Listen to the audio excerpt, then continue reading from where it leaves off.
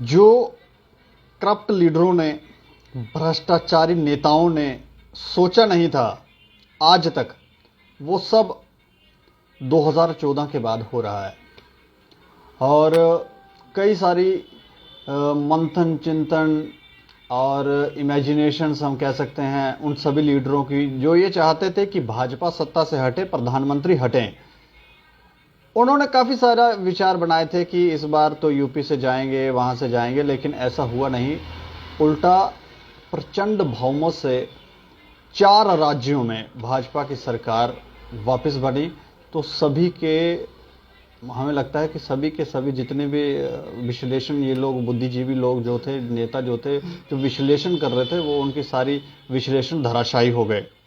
और ये भ्रष्टाचारी, क्योंकि ये भ्रष्टाचारी हैं, तो फिर इन लोगों की इमेजिनेशन कितनी हो सकती है, आप सोच सकते हैं।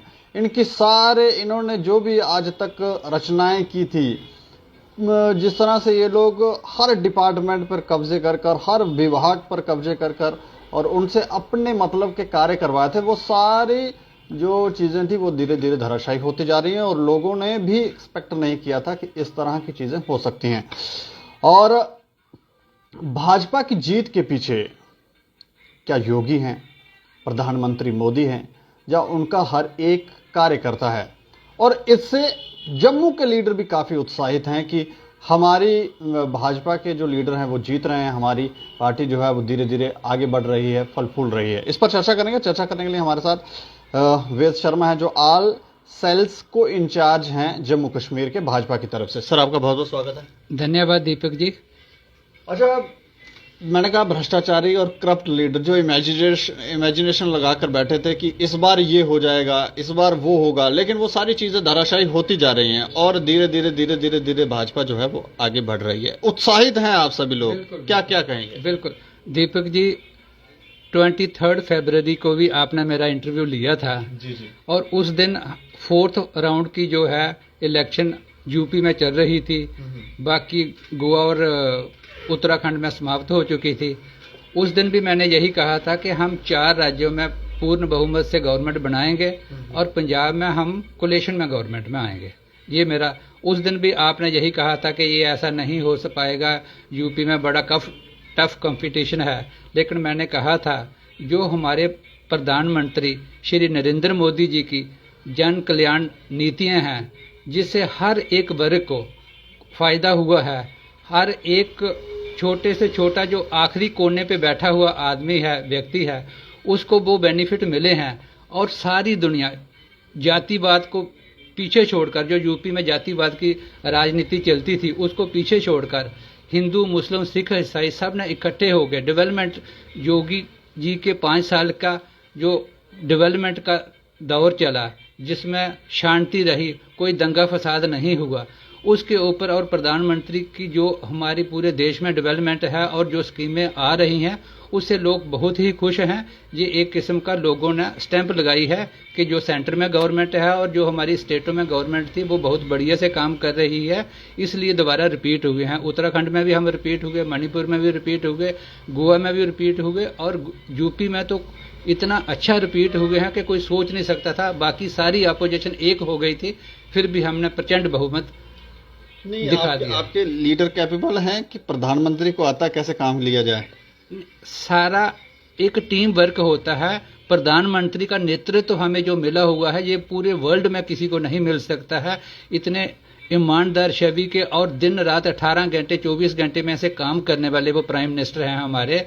और उनके साथ अमित शाह जी हैं, उसके साथ हमारे राष्ट्रीय अध्यक्ष नड्डा जी हैं, और पूरी टीम वर्क ने इकट्ठे मिलकर, और जो योगी जी ने काम किया 5 सालों में, वहां से खासकर जो नारी शक्ति है वो बहुत ही खुश है, क्योंकि कोई दंगा फसाद नहीं हुआ।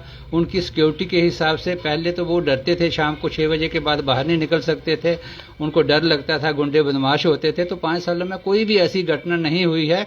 गुंडों को डर लगने लगा था कि अगर हम कुछ करेंगे तो योगी जी हमें नहीं छोड़ेंगे। सेंटर और स्टेट की कोऑर्डिनेशन इतनी बढ़िया थी, इतने डेवलपमेंट के काम हुए, जिसकी वजह से फर्स्ट टाइम ऐसा हुआ है कि 5 साल गवर्नमेंट चलाने के बाद रिपीट सीएम जो है आम जनमानस तक पहुंचे हैं आप लोग। बिल्कुल बिल्कुल।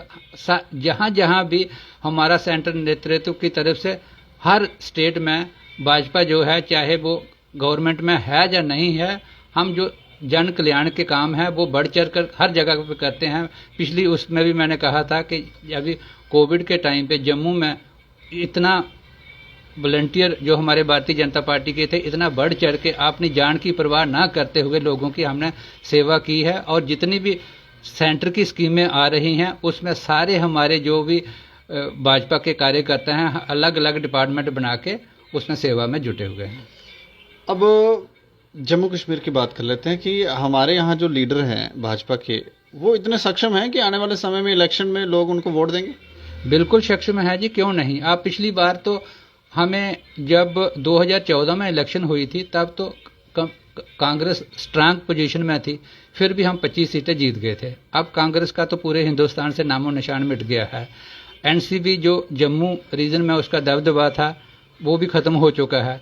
तो 6 सीटें हमारी जम्मू रीजन में बढ़ी भी हैं। तो इस बार तो हमारी 43 में से 40 सीटें तो जम्मू में ही से ही आनी है। तो ये पूरा हम एक एक जो हमारा कार्यकर्ता है वो जन कल्याण में लगा हुआ है, लोगों की सेवा करने में लगा हुआ है। जो ऊपर से हमें सेंट्रल गवर्नमेंट से निर्देश आते हैं, जो हमारा संगठन के निर्देश आते हैं, तो हमारे यहाँ पे स्टेट अध्यक्ष श्री रविंदर रैना जी और संगठन महामंत्री श्री अशोक कौल जी के गाइडलाइन के हिसाब से जो भी हमें काम मिल रहा है अपनी अपनी जगह वो पूरा दिन रात एक करके मेहनत पूरी लगन से काम कर रहे हैं सारे कार्यकर्ता। इलेक्शन की तरफ भी है अभी रुझान, कब तक हो सकती है इलेक्शन, क्योंकि लोग इंतजार कर रहे हैं?